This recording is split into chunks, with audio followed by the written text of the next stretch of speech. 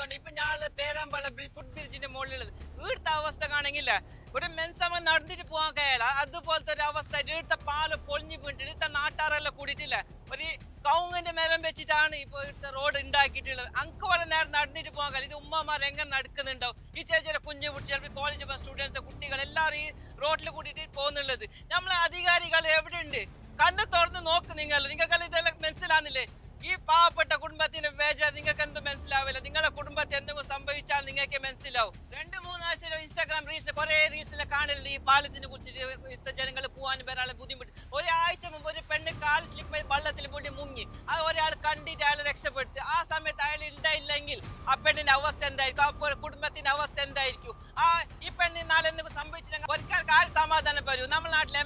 MP ഉണ്ട് എല്ലാവരും ഉണ്ടായിട്ട് എന്ത് കാര്യം ഇലക്ഷന്റെ സമയം എല്ലാ പാർട്ടികളും എടുക്കുമ്പോൾ അങ്ങോട്ട്